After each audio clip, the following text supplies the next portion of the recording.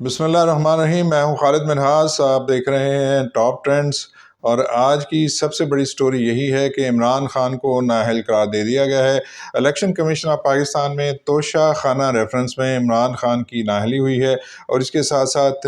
وفاقی حکومت سے یہ کہا گیا ہے کہ وہ فوجداری کارروائی کا آغاز کرے۔ ایک عرصے سے عمران خان کی نااہلی کے حوالے سے گفتگو کی جا رہی تھی، لیکن یہ نااہلی نہیں ہو رہی تھی، لیکن آج الیکشن کمیشن آف پاکستان نے انہیں نااہل قرار دے دیا گیا۔ اس حوالے سے انہوں نے تمام تر فریقین کو سنا تھا، فیصلہ محفوظ کیا گیا اور آج وہ فیصلہ سنا دیا گیا۔ یہ خیال کیا جا رہا ہے کہ یہ نااہلی ایک 5 سال کے لیے ہوگی، کیونکہ وفاقی وزیر قانون ان کا یہ کہنا ہے کہ یہ نااہلی 5 سال کے لیے ہے۔ تاہم بعض قانونی ماہرین نے یہ بات کہی ہے کہ یہ نااہلی اس اسمبلی کی بقیہ مدت کے لیے ہے، اور بقیہ مدت آپ جانتے ہیں یہ ستمبر میں اور اگست ستمبر میں جا کے ختم ہو جائے گی، اور اس کے بعد اگلے انتخابات میں عمران خان دوبارہ الیکشن لڑنے کے اہل ہو جائیں گے۔ اب دیکھنا یہ ہے کہ حکومت جو قانونی کارروائی کرنے کا کہہ رہی ہے اور جو فوجداری کارروائی کی جا رہی ہے،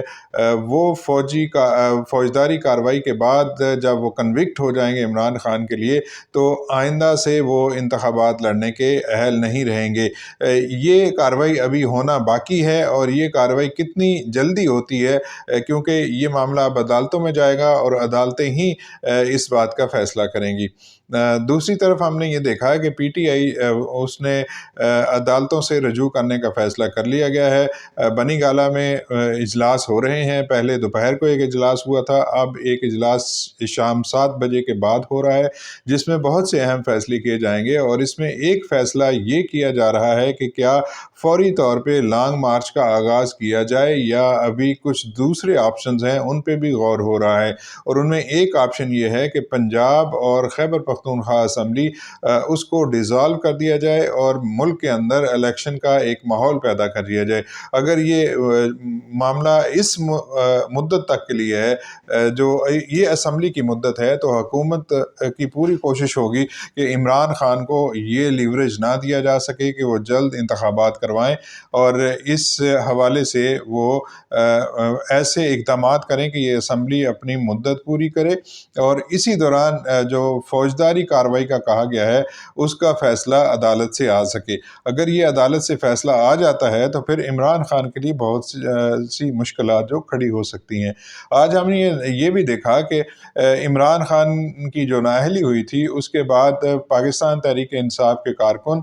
وہ سڑکوں پہ نکل آئے، انہوں نے جو ہے وہ اہم شاہراہیں ہیں ان کو بند کر دیا، لیکن اس کے بعد پھر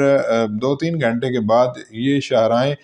کھول دی گئیں۔ اتنا زیادہ ریئیکشن نہیں آیا جس کا توقع کی جا رہی تھی کہ بہت زیادہ لوگ باہر نکلیں گے، اور یہ بھی جس طرح پی ٹی آئی کے لیڈران جو ہے وہ اپنے کارکنوں کو ہدایات دے رہے تھے کہ باہر نکل کے معاملات کو جو الٹ پلٹ کر دیں، تو اس طرح کی کوئی صورتحال دیکھنے میں نہیں آئی۔ بہت ریئیکشن جو ہے وہ بہت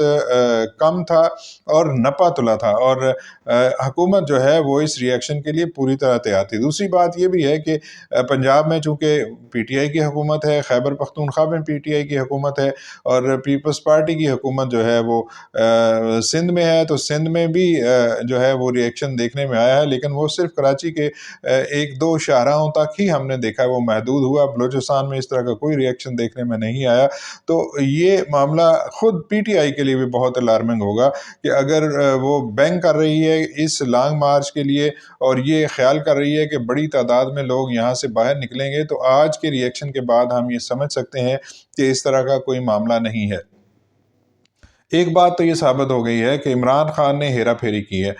عمران خان نے جو غلط پریکٹسز ہیں، رانگ پریکٹسز ہیں، اس کو فالو کیا ہے، اور اس پہ اگر مقدمہ بنتا ہے اور اس پہ سزا ہوتی ہے تو پھر وہ ایک کنوکٹڈ شخص کے طور پہ سامنے آئیں گے، اور پھر وہ آئندہ انتخابات میں حصہ نہیں لے سکیں گے۔ موجودہ حکومت کی پوری یہ کوشش ہے کہ عمران خان کو جو ہے اس مقدمے میں ان کو سزا دلوائی جا سکے، اور وہ اس حوالے سے اپنی پوری کوشش کریں گے۔ اس کے ساتھ ساتھ جو دوسری بڑی خبر آج ہمارے ساتھ موجود تھی وہ تھی army chief general Qamar Javed Bajwa کے حوالے سے بعض ذرائع یہ دعویٰ کر رہے ہیں کہ انہوں نے اعلان کر دیا ہے کہ وہ آئندہ 5 ہفتوں میں ریٹائر ہو رہے ہیں، اور یہ بھی کہ وہ مزید توسیع لینے کا کوئی ارادہ نہیں رکھتے۔ اس کے ساتھ ساتھ جنرل قمر جاوید باجوہ کی جانب سے یہ یقین دہانی بھی کرائی جا رہی ہے کہ اب فوج جو ہے وہ سیاست میں کسی طرح کا بھی کوئی حصہ نہیں لے گی۔ یہ دونوں خبریں عمران خان کی نااہلی کے حوالے سے اور جنرل قمر جاوید باجوہ کی ریٹائرمنٹ کے حوالے سے، یہ دونوں خبریں ایک ہی وقت میں آئی ہیں، اور یہ لگ یہ رہا ہے کہ جنرل قمر جاوید باجوہ کی خبر بھی اسی جو ریئیکشن کو دیکھتے ہوئے پہلے سے ڈیزائن کی گئی تھی، اور تاکہ جو ریئیکشن ہے لوگوں کا وہ کم سے کم آئے اور لوگوں کو یہ احساس نہ ہو کہ پاکستان کی فوج اور جنرل قمر جاوید باجوہ اس طرح کے کسی بھی جو فیصلہ سازی کے عمل میں شریک ہیں۔ جنرل قمر جاوید باجوہ اس سے پہلے بھی یہ بات کہہ چکے ہیں، اور ان کے ڈی جی ISPR بھی یہ بات واضح طور پہ کر چکے ہیں کہ اگر جنرل قمر جاوید باجوہ کو آفر بھی کی گئی مزید توسیع کے لیے تو وہ اسے قبول نہیں کریں گے۔ آپ جانتے ہیں عمران خان کا ایک ہی جو تحریک ہے وہ ایک ہی اس پہ بینک کر رہی ہے، اور وہ ایک ہی بات کر رہے ہیں کہ ان کی حکومت کو گرایا گیا ہے، اور اس میں وہ میر جعفر اور میر صادق کا نام لیتے ہیں، اور ان کا اشارہ فوج کی جانب ہوتا ہے۔ انہوں نے جو یونیورسٹی آف سرگودا میں خطاب کیا تھا اس میں بھی انہوں نے یہ کہا تھا کہ جو ہے اسلام کسی کو غیر جانبدار رہنے کی جو ہے وہ اجازت نہیں دیتا۔ جب حق اور باطل کی جنگ ہو تو اس میں آپ غیر جانبدار نہیں رہ سکتے۔ اس کے ساتھ ساتھ ان کی جانب سے یہ بھی بات بڑے واضح طور پہ کہی گئی کہ کیا اگر حملہ ہو جائے گھر پہ تو کیا گھر کا چوکیدار جو ہے وہ غیر جانبدار رہ سکتا ہے؟ تو اس طرح کا بیانیہ جو ہے وہ بنانے کی پوری کوشش کر رہے ہیں، لیکن اب دیکھنا یہ ہے کہ اس کنوکشن کے بعد ابھی مزید مقدمات بھی ان کے خلاف موجود ہیں۔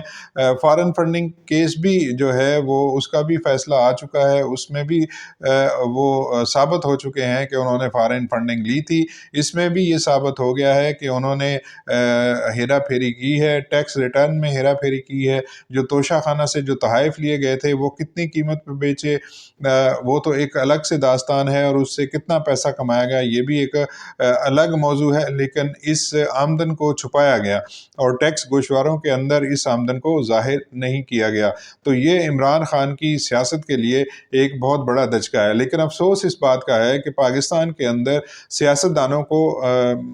ووٹ کے ذریعے نہیں بلکہ دوسرے طریقوں سے ان کو باہر کرنے کی ہمیشہ سے جو روایت ہے وہ مضبوط ہو رہی ہے۔ یہ بھی بتایا جا رہا ہے کہ عمران خان جو ہے وہ قوم سے خطاب کریں گے۔ اس خطاب میں وہ کیا کہتے ہیں یہ تو بخوبی سمجھا جا سکتا ہے، لیکن حقیقت اپنی جگہ پہ موجود ہے کہ عمران خان نے جو غلط اور جھوٹ کا بیانیہ گڑھا تھا وہ خود بھی اس میں جو ہے وہ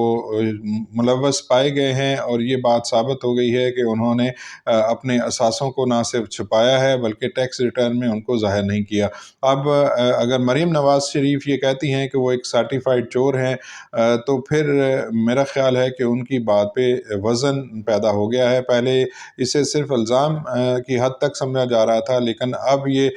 کہا جا سکتا ہے کہ وہ ایک کنوکٹ ہو گئے ہیں اور انہیں جو ہے وہ سزا ہو گئی ہے۔ اس کے علاوہ دیگر سزائیں بھی ان کی تیار ہیں، وہ اسمبلی کے وہ عدالت سے وہ سزا کیا ملتی ہے یہ تو دیکھنا ہوگا، لیکن یہ پروسیڈنگ عمران خان کے خلاف ابھی جاری ہے۔ عمران خان کو ابھی اپنا زیادہ وقت جو ہے وہ عدالتوں کے سامنے ہی پیش ہو کے گزارنا پڑے گا، اور آج ان کی ایک اور جو ویڈیو وہ بھی منظر عام پر آئی جس میں انہوں نے یہ کہا تھا کہ جس وقت آپ یہ ویڈیو دیکھ رہے ہوں گے اس وقت تک مجھے گرفتار کیا جا چکا ہوگا۔ تو اس سے لگ یہی رہا ہے کہ عمران خان نے پہلے سے ویڈیو یہ ریکارڈ کرا کے رکھی ہوئی تھی جسے فوری طور پہ جاری کر دیا گیا، لیکن ابھی تک عمران خان کو گرفتار نہیں کیا گیا۔ آج حکومت اس کو گرفتار کرتی ہے یا آنے والے دنوں میں کرتی ہے، اس کا فیصلہ جو ہے وہ یقینی طور پہ اتحادی ایک دوسرے سے مشاورت کرنے کے بعد کریں گے، اور آج کے ریئیکشن کے بعد جو ہے اتحادیوں کے لیے یہ فیصلہ کرنا زیادہ آسان ہو جائے گا، کیونکہ آج کا ریئیکشن جو ہے وہ اتنا زیادہ جو ہے وہ خوفناک نہیں ہے، اور حکومت جو ہے وہ اس کو سنبھالنے کی پوزیشن میں ہے۔ حکومت کو یہ ایج بھی حاصل ہے کہ لوگ اگر باہر سڑکوں پر نکلتے ہیں تو اس کو کنٹرول کرنے کی ذمہ داری وہ پی ڈی ایم پر نہیں ہے، وہ پاکستان تحریک انصاف پہ ہے۔ اگر لوگوں کو لے کر ایک جتھے کی صورت میں خیبر پختونخوا سے اور پنجاب سے اور آزاد کشمیر سے اسلام آباد پر چڑھائی کرنے کی کوشش کی جائے گی، ایک لانگ مارچ لانے کی کوشش کی جائے گی، تو پھر حکومت کے لیے یہ ایک بڑا مسئلہ ہوگا، اور پھر اسے یہ دیکھنا ہوگا کہ اسلام آباد کا جو اگر محاصرہ ہوتا ہے، اسلام آباد کو کنٹرول کرنے کی کوشش کی جاتی ہے، جو حساس مقامات ہیں وہاں پر گھسنے کی کوشش کی جاتی ہے، اور دھرنا جو ہے اور لانگ مارچ جو ہے وہ ایک مخصوص جگہ تک محدود نہیں رہتا، تو پھر وفاقی حکومت کے لیے یہ خطرے کی بات ہوگی۔ فی الحال اس کے لیے یہ کوئی خطرہ نہیں ہے جب تک یہ لوگ حکومت کے اندر موجود ہیں اور لانگ مارچ نہیں کرتے، اس وقت تک کے لیے حکومت کے جو ہے وہ شانت ہے، حکومت کو کوئی پرابلم نہیں ہے کہ وہ ان کے خلاف کوئی کارروائی کرے۔ اور اس کے ساتھ ساتھ حکومت یہ بھی چاہتی ہے کہ پاکستان تحریک انصاف اور عمران خان کو وہ کوئی موقع نہیں دینا چاہتی کہ وہ سیاسی طور پہ شہید ہونے کا وہ ڈھونگ رچائیں اور یہ ثابت کرنے کی کوشش کریں کہ ان کے خلاف انتقامی کارروائی کی جا رہی ہے۔ اس لیے وفاقی حکومت بھی بہت ناپ تول کر قدم آگے بڑھا رہی ہے۔ آج کی ایک اور دوسری خبر ہے، وہ بہت امپورٹنٹ ہے۔ پاکستان کو گرے لسٹ سے نکال دیا گیا ہے۔ فیٹف کا آج اجلاس ہوا تھا، اس اجلاس میں پاکستان کو گرے لسٹ سے نکال دیا گیا ہے۔ یہ بھی پاکستان کے لیے ایک بہت بڑی خوشخبری ہے کہ اگر اس طرح ہوتا ہے تو پاکستان پر جو پابندیاں عائد کی گئی تھیں وہ پاکستان ان پابندیوں سے نکل جائے گا، اور پاکستان کی جو دہشت گردی کے خلاف اور دہشت گردوں کو مالی معاونت فراہم کرنے کے جو الزامات پاکستان پر موجود تھے وہ دھل گئے ہیں، اور یہ بھی پاکستان کے لیے ایک بہت بڑی ریلیف ہے، اور پاکستان کو مزید اقدامات کرنے ہوں گے، کیونکہ جو فیٹف کا اجلاس ہوا ہے اس میں یہ کہا گیا ہے کہ پاکستان کی جو نگرانی اور اس کی مانیٹرنگ کا عمل جاری رہے گا، اور پاکستان کو اگر فیٹف سے نکلنا ہے، گرے لسٹ سے باہر ہی رہنا ہے، تو پھر مزید اقدامات بھی اٹھانے کے لیے کہا گیا ہے، جس میں اینٹی منی لانڈرنگ اقدامات کو مزید مضبوط کرنے کی بات کی گئی ہے۔ تو یہ تھی آج کی ٹاپ سٹوریز جس پہ ہم گفتگو کرنا چاہتے تھے۔ فی الوقت مجھے اجازت دیجیے، اپنا بہت سا خیال رکھیے گا۔ اللہ حافظ۔